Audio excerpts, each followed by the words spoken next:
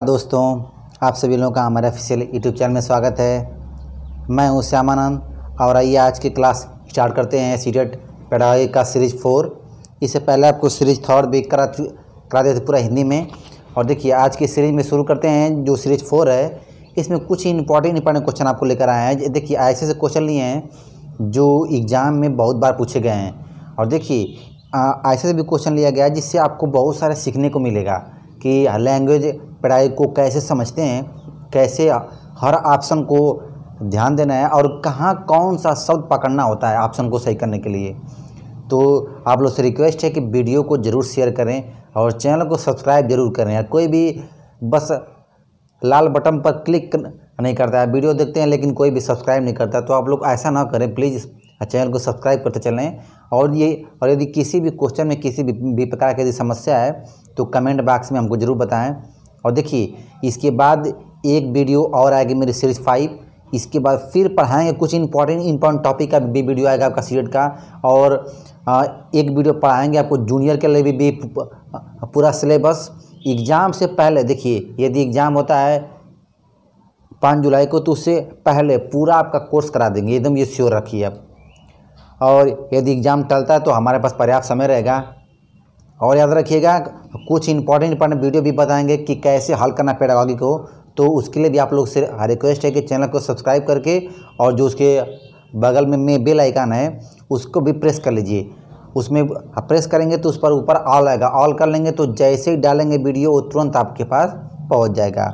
देखिए शुरू करते हैं। पहला क्वेश्चन देखते हैं। बच्चों की मौखिक अभिव्यक्ति का विकास करने के लिए, इसको इधर कर लेते हैं। देखिए बच्चों की मौखिक अभिव्यक्ति का विकास करने के लिए सबसे कम प्रभावी तरीका कौन सा है। देखिए मौखिक अभिव्यक्ति अभी आपसे बताए थे कि भाषा का विकास कैसे होता है। तो क्या बताएंगे, वार्तालाप द्वारा या फिर क्रिया, मतलब संप्रेषण उसे बोलते हैं। संप्रेषण एक सबसे अच्छा होता है माध्यम भाषा के विकास में, सबसे अच्छा माध्यम होता है याद रखिएगा संप्रेषण का। तो देखिए यदि बात करेंगे मौखिक अभिव्यक्ति के विकास में सबसे कम प्रभाव तो देखिए आगामी संवाद अदायगी, व्याकरण आधारित रचना अभ्यास, अपने अनुभव का वर्णन, बातचीत करना। तो यदि बातचीत की बात करें तो आपको बताएं कि क्या है, बातचीत करने से क्या होता है। देखिए बातचीत करने से क्या होता है तो भाषा का विकास बहुत तेज़ी से होता है। यदि बातचीत करेंगे तो भाषा का विकास तेज़ी से होगा। तो ये तो सही है, सबसे कम पूछा है ना। और देखिए संवाद भी क्या है, संवाद और आगे क्या होता है, वही वार्तालाप, कम्युनिकेशन, संप्रेषण, तो इससे भी सबसे अधिक होगा। और देखिए हाँ अपने अनुभव का वर्णन करना, तो याद रखिएगा अपने अनुभव के वर्णन से भाषा शैली का विकास होता है, ये भी याद रखिएगा। तो सबसे कम क्या हो जाएगा, तो सबसे कम क्या हो जाएगा, व्याकरण आधारित रचना अभ्यास। इसका ऑप्शन क्या हो जाएगा, ऑप्शन 20 का सही ऑप्शन होगा। ये बात दिमाग में सेट रखिएगा। हाँ इसके बाद देखिए क्वेश्चन अगला है। देखिए भाषा सीखने के लिए कौन सा कारक महत्वपूर्ण है। देखिए भाषा सीखने के लिए कौन सा कारक सबसे अधिक महत्वपूर्ण है, समृद्ध।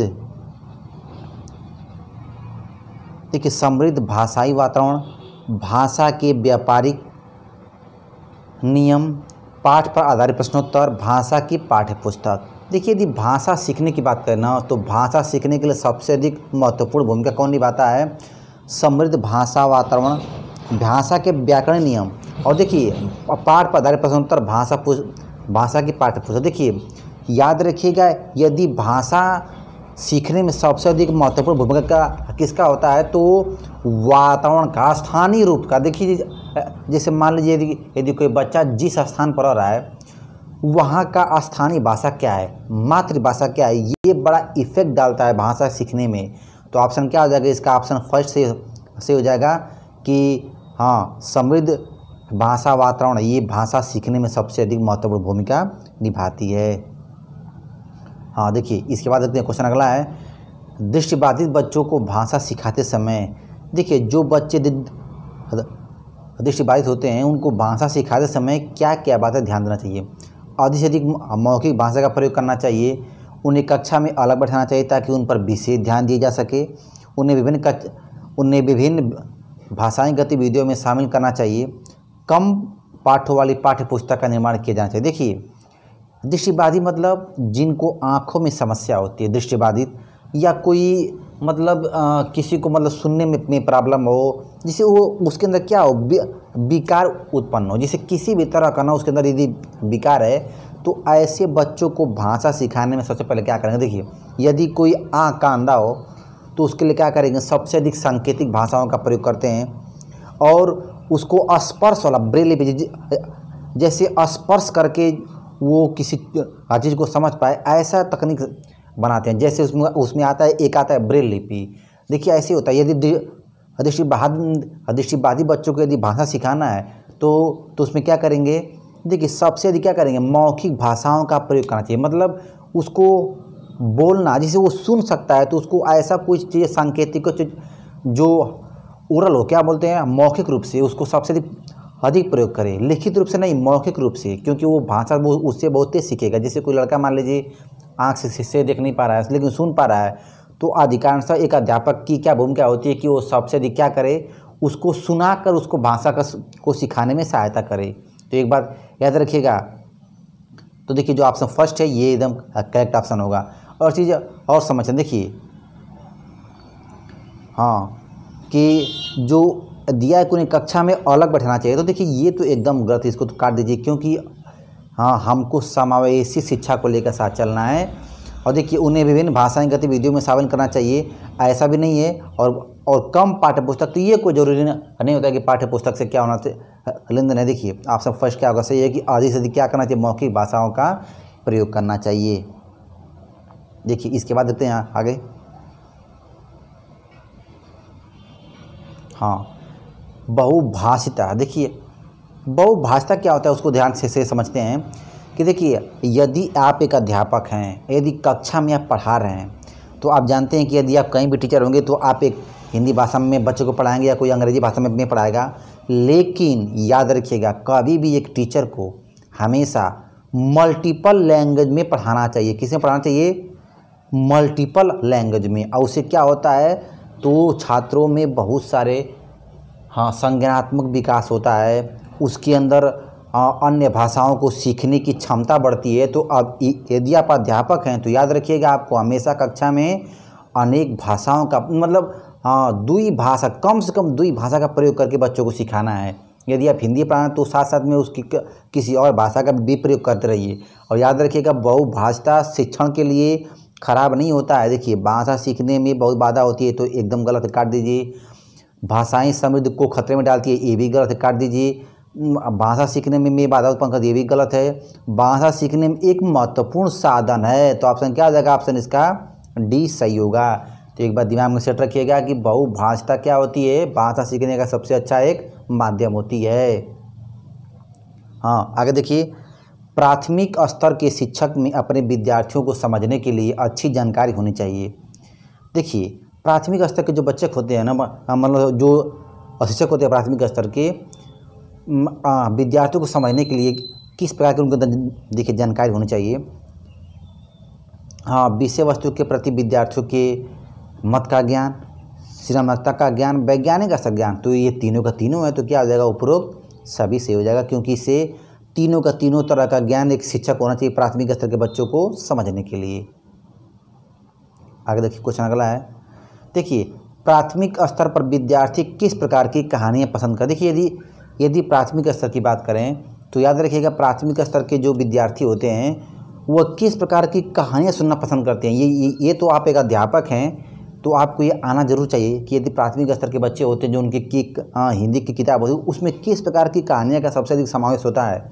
देखिए, आपसे की बात करें तो जिनमें नैतिक ज्ञान हो, जिनमें तुकबंदी हो, जिनमें सामाजिक ज्ञान हो, जिनमें नवीन वाक्यों का भंडार हो। तो ये तो याद रखिएगा, प्राथमिक स्तर के यदि बच्चे हैं तो उनको किस प्रकार, देखिए ऑप्शन बड़ा खतरनाक बना दिया है, यदि ऑप्शन को ध्यान से नहीं समझेंगे तो पकड़ नहीं पाएंगे।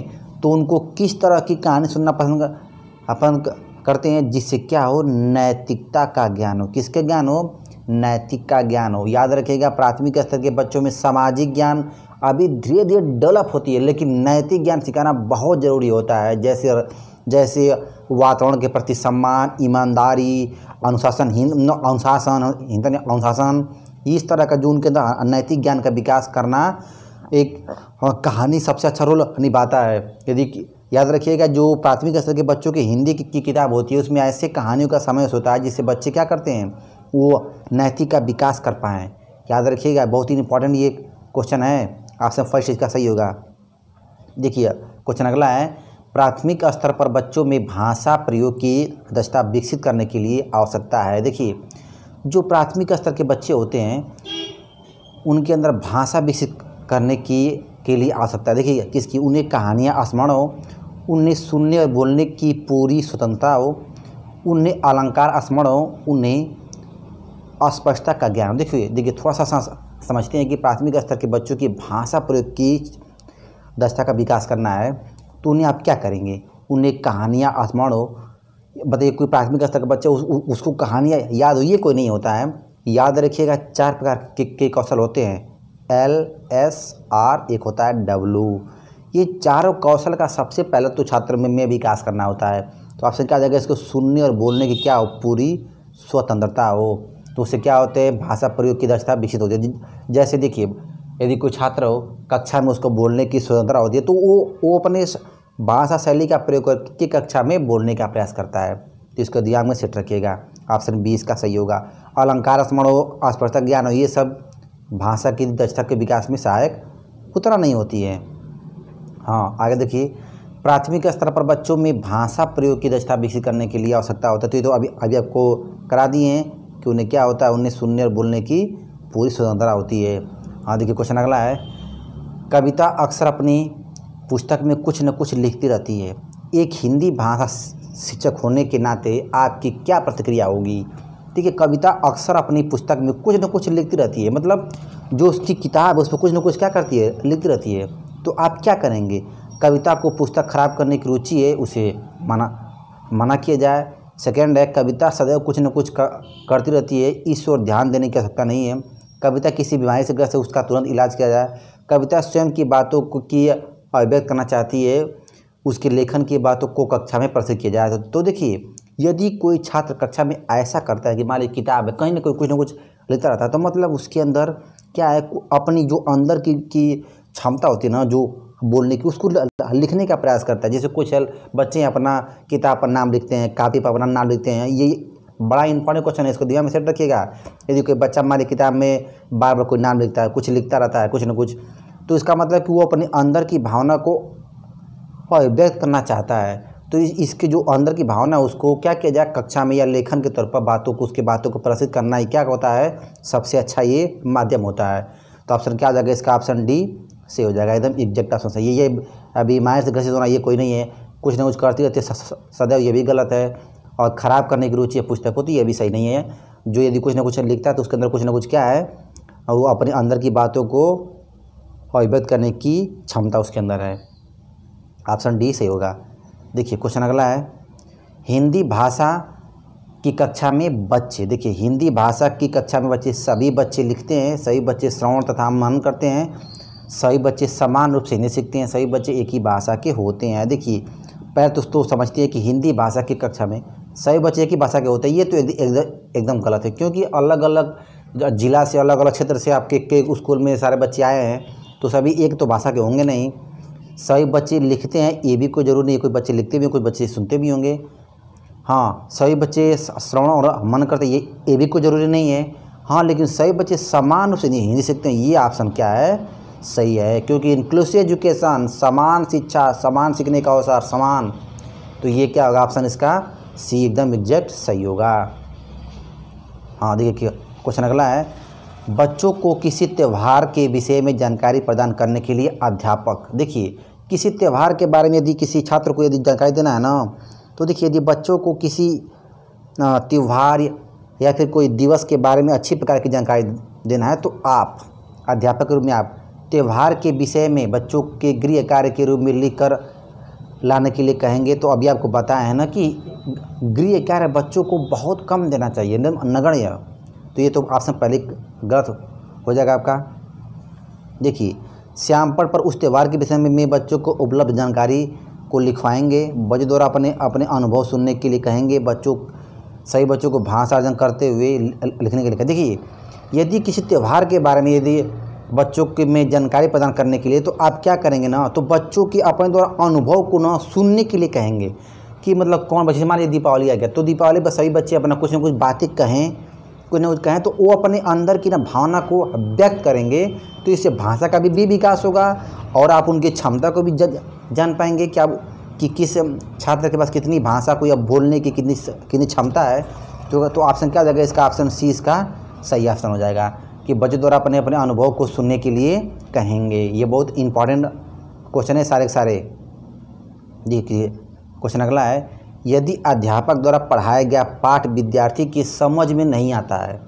देखिए, यदि अध्यापक द्वारा कोई पाठ पढ़ाया जाता है, ये तो बहुत ही देखिए लैंग्वेज पे है कि ऐसे क्वेश्चन आपको लिए हैं ना कि बड़ा कंफ्यूज कर देगा। और इस तरह के सारे यदि क्वेश्चन आप हमें रखा गया सीरीज का, तो इस बात की एकदम गारंटी है कि ये कभी क्वेश्चन दायां बायां नहीं होगा। सोच लीजिए पेपर का सीरीज का, एकदम इस बात की गारंटी है यदि सारा सीरीज का मेरा वीडियो देख लिए तो। देखिए, अध्यापक द्वारा पढ़ाया गया पाठ विद्यार्थी की समझ में नहीं आता। कुछ ऐसे होते हैं ना कि जो टीचर पढ़ा रहे होते हैं तो छात्रों को कुछ पढ़ नहीं पड़ता, कुछ समझ में नहीं आता कि क्या पढ़ाई हो रहा है। तो आप अध्यापक तौर पर क्या करेंगे? देखिए, ऐसी समस्या यदि आप टीचर भी हो जाएंगे तो आपके सामने ज़रूर आएगा, एकदम श्योर है कि आएगा। तो आप क्या करेंगे? देखिए देख लेते हैं। देखिए, उस पाठ को पुनः पढ़ना चाहिए, उस पाठ को छोड़कर आगे बढ़ जाना चाहिए, उस पाठ को सामग्री द्वारा समझाना चाहिए, उस पाठ के प्रश्न को लिखवाना चाहिए। देखिए, अब एक तो एकदम सिंपल है, उस पाठ को पुनः पढ़ना चाहिए, ये तो एकदम सही नहीं है, क्योंकि यदि ये बार बार कोर्स को कराएंगे तो ये भी अध्यापक का गुण नहीं होता। ये मत समझिए कि नहीं कोई टीचर पढ़ा रहा है, बच्चों को नहीं समझ आया तो फिर दोबारा पढ़ाए, फिर तिबारा पढ़ाए, ये नियम नहीं होता है। उस पाठ को छोड़कर आगे बढ़ जाए, ये भी सही नहीं है कि यदि छात्रों को समझ में नहीं आया तो इसका मतलब कि अब आगे कैसे बढ़ सकते हैं। हाँ, देखिए, उस पाठ को सामग्री द्वारा समझाना चाहिए। ऑप्शन सी क्या हो जाएगा? एकदम एग्जैक्ट ऑप्शन सही होगा। क्यों? यदि कोई पाठ यदि आप पढ़ा रहे हैं, छात्रों को समझ में नहीं आया, तो उसके लिए आप क्या करेंगे? उचित सहायक सामग्री का प्रयोग करते हैं। बहुत ही इंपॉर्टेंट ऑप्शन इसका है, समझिएगा कि जब भी यदि छात्रों को रुचि न उत्पन्न हो, छात्रों को समझ में नहीं आए, उनका मन न लगे, तो क्या करते हैं? हमेशा सहायक सामग्री का प्रयोग करते हैं। हाँ, देखिए क्वेश्चन अगला है, विद्यालय में वार्षिक कार्यक्रम आयोजित किया जा रहा है।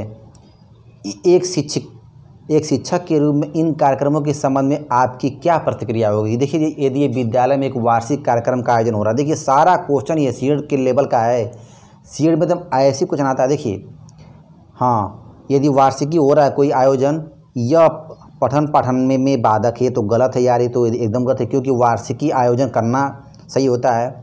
यह सब केवल समय का नुकसान। अभी आपको बताया है कि यदि किसी भी क्वेश्चन के ऑप्शन में यदि निगेटिव वर्ड केवल, सिर्फ, केवल ही, स्वयं, ये सब वर्ड आ जाए, भिन्नता, ये तो समझ जाइए कि ये सब क्या होते हैं? निगेटिव वर्ड होते हैं। इसको तुरंत काट दीजिए। अब देखते हैं, इन क्रियाओं के माध्यम से अध्यापकों को अपनी योग्यता प्रदर्शित करने का अवसर मिलता है।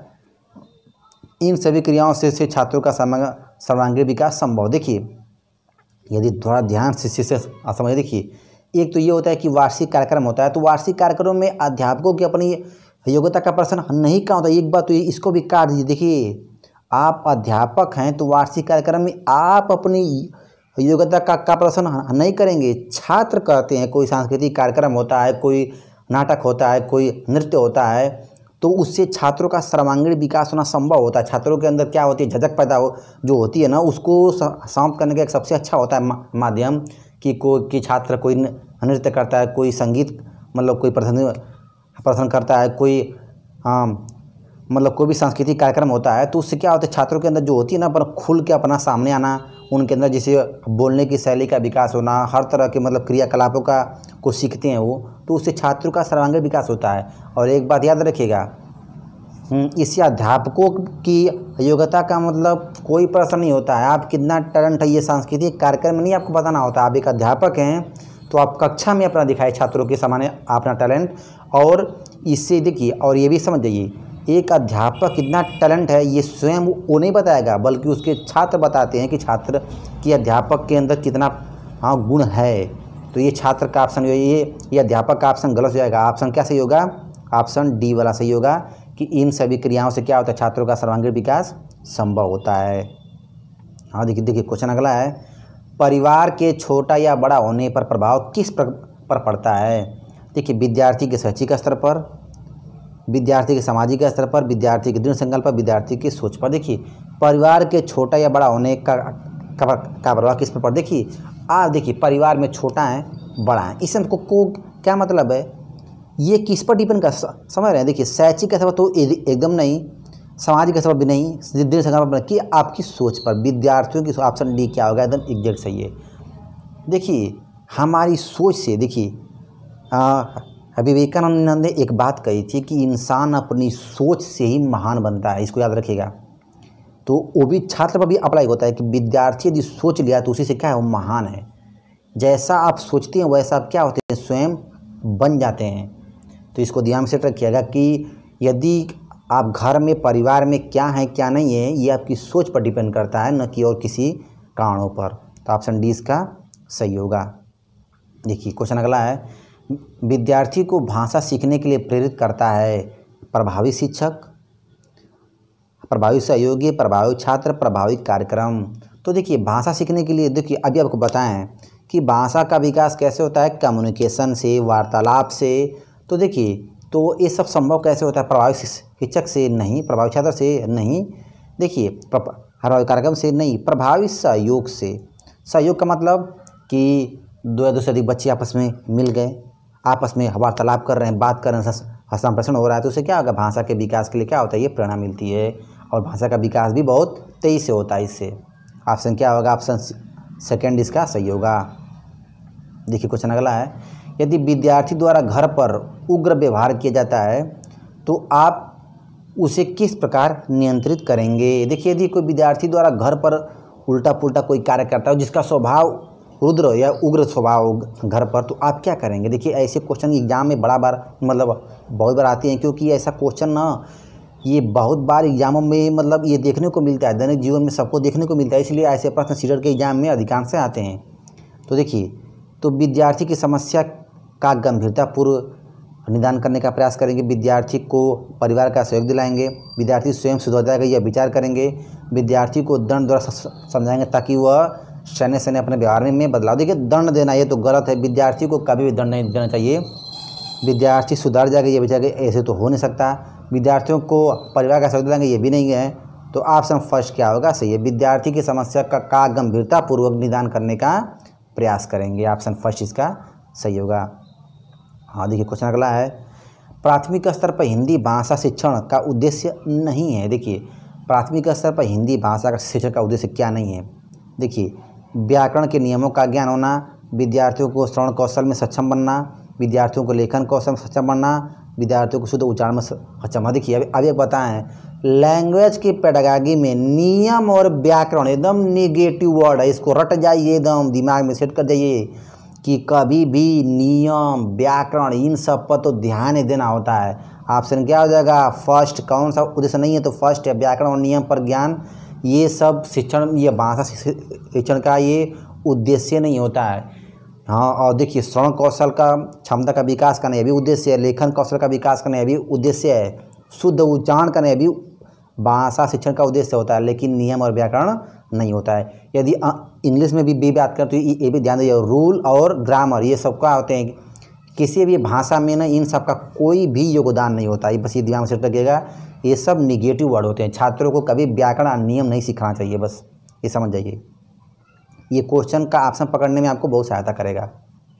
देखिए क्वेश्चन अगला है, किस अवस्था में विद्यार्थी द्वारा अध्यापक का सम्मान किया जाएगा? देखिए किस अवस्था में वह दूरभाष एवं दूर संचार का प्रयोग करे, वह अनुशासन लागू करने में कठोर हो, अपने कार्यों के लिए प्रति निष्ठावान हो, विद्यार्थियों के साथ मित्रतापूर्ण व्यवहार कर। देखिए विद्यार्थियों के साथ छात्रों का स्वभाव मित्रतापूर्ण तो होना चाहिए, लेकिन एक पथ जिसे होता है मार्गदर्शक जो होता है, मार्गदर्शक के रूप में एक उसका होता है व्यवहार, पथ प्रदर्शक बोलते हैं उसको, पथ प्रदर्शक होता है। तो एक अध्यापक का ऐसा स्वभाव होना चाहिए, न कि मित्रतापूर्व। देखिए मित्रतापूर्व भी एक अध्यापक का स्वभाव गलत है, क्योंकि याद रखिएगा आप एक टीचर हैं और कोई छात्र है, छात्र और अध्यापक के बीच में एक ना डिफरेंस होता है। आप एक पथ प्रदर्शक हैं या फिर दिशा निर्देशक कहलाएंगे आप, और एक छात्र है वो सीखने वाला है और आप सिखाने वाले हैं, तो दोनों के बीच में एक डिफरेंस होता है। मित्रतापूर्ण का मतलब ना कि वो आपसे फ्रैंकली बातें करना शुरू कर दे, जो भी मतलब हर चीज़ शेयर करना, हर चीज़ बोलना, जिसे मतलब मित्रपूर्ण मतलब ये कभी अध्यापक का एक सम्मान वहाँ से धीरे धीरे शांत होने लगता है। मित्रपूर्ण व्यवहार कभी भी छात्रों का छात्रों में हो सकता है, लेकिन छात्र का अध्यापक से नहीं। तो इसको पहले काट दीजिए, समझ जाइए। देखिए, और वह दुर्भाषा इससे कोई ज़रूरी नहीं है कि विद्यार्थी अध्यापक का सम्मान ही करें। देखिए, आजकल इस समय में ना बड़ा ये सब क्वेश्चन बड़ा चला है प्रचलन में कि जो छात्र है ना अध्यापकों को कुछ समझते नहीं है, क्योंकि आजकल जानते हैं जो छात्रों का ट्रेंड चल रहा है कि आजकल छात्र अध्यापक को कुछ नहीं समझते हैं, सम्मान तो करते नहीं हैं। तो देखिए, और वो जो अध्यापक है वो अनुशासन अलग करने में कठोर है, ये भी गलत है। हाँ, तो क्या हो, वो अपने कार्य के प्रति निष्ठावान हो। ये अध्यापक का क्या होना चाहिए, गुण होना चाहिए कि एक अध्यापक की तरफ आप अपने कार्य के प्रति क्या हो, निष्ठावान रहें। प्रगतित्व हमेशा मतलब कार्यशीलता अपने कार्यों में हमेशा जारी रखें, मतलब प्रगतिशील रहे अपने कार्यों के प्रति, तो छात्र क्या करेंगे या विद्यार्थी आपका सम्मान करेंगे। और याद रखिएगा, देखिए, एक छात्र का कक्षा में स्वभाव कैसा होना चाहिए, संवेदनशीलता। एक अध्यापक का कक्षा में स्वभाव कैसा होना चाहिए, तो लोकतंत्रात्मक या डेमोक्रेटिक बिहेवियर। इसको याद रखिएगा। देखिए क्वेश्चन अगला है, प्राथमिक स्तर पर हिंदी भाषा शिक्षण का उद्देश्य नहीं है। तो अभी आपको देखिए क्वेश्चन कराएं ये कि देखिए इसमें ऑप्शन क्या हो जाएगा, फर्स्ट व्याकरण और नियमों का ज्ञान। ये तो ऐसी गलत है, कभी भी व्याकरण और नियम का लैंग्वेज में किसी भी प्रकार का ये योगदान नहीं होता है भाषा सीखने में। ऑप्शन फर्स्ट से हो जाएगा। देखिए क्वेश्चन अगला है, हाँ, यदि विद्यार्थी द्वारा घर पर उग्र व्यवहार किया जाता है तो आप किस प्रकार से उसको नियंत्रित करेंगे। तो अभी आपको बताएं कि देखिए विद्यार्थी की समस्या को क्या करेंगे, गंभीरतापूर्वक निदान करने का प्रयास करेंगे। देखिए क्वेश्चन अगला है, भारतीय कक्षाओं में बहुसांस्कृतिक शिक्षण के लिए आवश्यक है। देखिए, बहुसांस्कृतिक शिक्षण बहुत ही इंपॉर्टेंट क्वेश्चन है। देखिए, विद्यार्थियों को श्रवण और भाषण कौशलों के अधिकाधिक अवसर देना, विद्यार्थियों के परस्पर वार्तालाप करने की अनेक अवसरों का निर्माण करना, भाषा का अर्जन करना, लेखन कौशल को सुचारू बनाना। देखिए, बड़ा इंपॉर्टेंट है, यदि ध्यान से नहीं समझेंगे तो आपको ऑप्शन ये किसी का ऑप्शन ये जल्दी सही नहीं हो पाएगा। हम देखिए पर एक चीज़ थोड़ा सा ध्यान से समझते हैं कि देखिए, यदि भारतीय कक्षाओं में बहुसांस्कृति, तो बहुसांस्कृति का मतलब समझ, देखिए बहुसांस्कृतिक का मतलब कि एक कक्षा में यदि भाषा एक छात्र है उसको अनेक प्रकार की कला शैली का विकास हो, तो इसके लिए आप क्या करेंगे। तो देखिए इसके लिए करेंगे क्या, अभी को बताया ना कि यदि भाषा का विकास कर रहे हैं तो हम क्या करेंगे, उनको कम्युनिकेशन करने का अधिकांश अवसर देंगे। तो ऑप्शन क्या हो जाएगा, ऑप्शन इसका बी से हो जाएगा, विद्यार्थियों को परस्पर वार्तालाप करने के लिए अनेक अवसरों का निर्माण करना। जैसे देखते हैं अंताक्षरी होता है या बाल सभा होता है, प्राथमिक स्तर के विद्यालयों में हर शनिवार को कराया जाता है बाल सभा। उससे क्या होता है, छात्रों के अंदर भाषा का विकास होता है। बहुसांस्कृतिक शिक्षण के लिए ये सब सारे आवश्यक होते हैं। और देखिए, श्रवण और भाषण कौशलों के अधिकाधिक अवसर देना, तो ये पूर्णतः सुटेबल ऑप्शन नहीं है।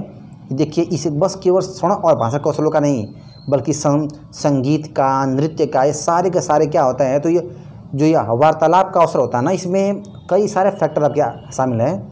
तो ये बस ध्यान में सेट रखिएगा कि वार्तालाप के यदि आप अनेक अवसर बच्चों को दे रहे हैं तो उनके अंदर बहुसांस्कृतिक शिक्षण का क्या होता है, विकास होता है। तो ये आपका आज का पूरा सीरीज समाप्त हो गया। टॉप 20 क्वेश्चन आपको लिए थे, ये पूरा क्वेश्चन समाप्त हो गया। आप लोग से रिक्वेस्ट है कि वीडियो को ज़रूर शेयर करें और चैनल को सब्सक्राइब जरूर कीजिए।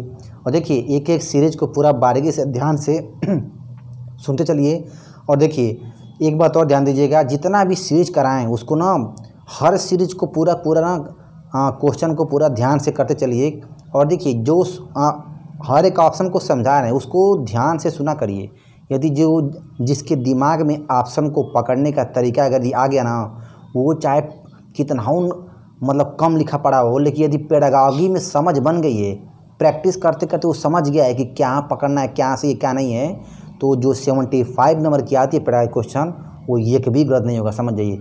मैं अपना खुद आपको बता रहा हूँ कि देखिए हमारा पेडागॉजी में मेरा खुद 75 नंबर के पेडागॉजी में मेरा 73 क्वेश्चन सही था, याद रखिए, तब जाके पाए हूँ 123 नंबर, ऐसे नहीं है, समझिए। देखिए सीटेट में पास करना बड़ा आसान होता है, यदि आप चाहें तो आसानी से बहुत अच्छा स्कोर कर सकते हैं, बस अपनी पेडागॉजी पर पकड़ बना लीजिए। और देखिए पेडागॉजी के मेरा एकदम तमाम क्वेश्चन आपको कराए हैं, CDP का भी होगा, उसके बाद CDP का टेस्ट भी कराए होंगे, बाल विकास का, EVS का भी होगा, मैथ्स का भी होगा, और लैंग्वेज का तो आपको पूरा करा ही रहे हैं पूरा सीरीज। तो पूरा वीडियो को बस ध्यान से देखते चलिए और एकदम पकड़ लेंगे। और देखिए कंटेंट की बात करें तो वो उसका भी वीडियो भी यूट्यूब पर है, और फिर भी कराएंगे आपको कुछ इंपॉर्टेंट कंटेंट आपको वीडियो के तौर पर जरूर करा देंगे। तो आप लोग से रिक्वेस्ट है क्या, सब्सक्राइब जरूर किया करें चैनल को। थैंक्स।